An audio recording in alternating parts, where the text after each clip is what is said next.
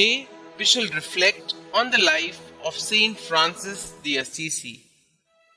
Born in Assisi in the year 1181, Saint Francis had all the comforts and luxuries of life. Christened Giovanni by his mother, he was, however, renamed Francesco by his wealthy father, who happened to be away on business at the time of his birth. In keeping with the trends of the times, Francis, a highly popular romantic, sought knighthood, and passionately so. Thus, in the year 1202, when Assisi went to war against Perugia, his involvement cost him a year in prison. Recovering from a serious illness that followed, his late attempt in late 1205 to join the papal forces against Frederick II in Apulia came to naught when a vision at Spoleto bid him return to Assisi and there await a call to a new kind of knighthood, whereby he would serve the master rather than the man. This was the start of his conversion. In solitude and prayer, he now passionately sought to know God's will for him. Shortly after, in response to the command from the cross at San Damiano's church, he instantly set about repairing the old, dilapidated San Damiano's, even disposing of some of his father's silk stock to acquire funds for the purpose. The dispute that ensued had his father hauling him up before the bishop, demanding the recovery of the money. On the 24th of February 1208, in the centuries-old chapel of Saint Mary of the Angels, he perceived clearly at Mass the Lord's plan for him, which was mentioned in Matthew chapter 10, 5-14. Thence, though a layman, he began to preach passionately to all he could meet. The very simplicity of his life and teaching drew around him men of prominence.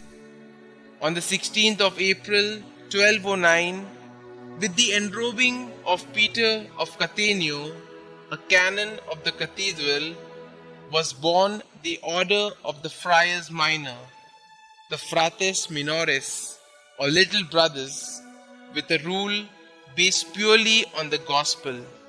When the friars numbered 12, with the entry of the immensely wealthy Angelo di Ugone in 1210, Francis sought formal papal approval for his new order and obtained it from Pope Innocent III. The friars, attired in brown, moved north and south and beyond Italy, preaching with such zeal and fervor that the Almighty obviously seemed pleased to add to their number. When the veiling of Clare, a pretty young maiden of noble descent in Assisi, on the night of Palm Sunday 1212, a second order, the poor class for women, came into being. In 1221, he founded the Third Order of Brothers and Sisters of Penance, a lay fraternity whose members would carry out the principles of Franciscan life while still remaining in the secular world. Incidentally, Francis declined priestly ordination out of reverence for the priesthood, whose dignity he considered himself unworthy of. Passionately enamored of the Incarnation, it was Francis who gave Christendom its first Christian crib. On the night of Christmas 1223, he recreated the nativity scene in a cave at Greccio, complete with an ox and ass, hay and manger. In 1224, around the feast of the exaltation of the Holy Cross, during his contemplation on the Passion of Christ, he was blessed with the imprint of 5 sacred wounds of the crucified Lord on his person.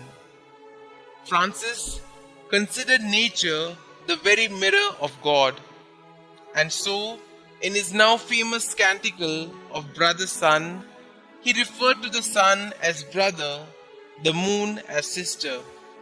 On the 3rd of October 1226, Francis breathed his last at Portiuncula, the very place that had witnessed the revelation of his mission and the birth of his orders.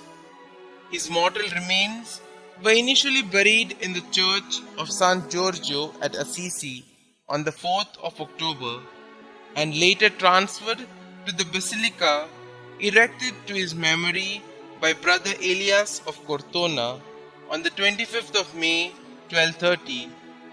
He was canonized on the 16th of July 1228 by Pope Gregory IX.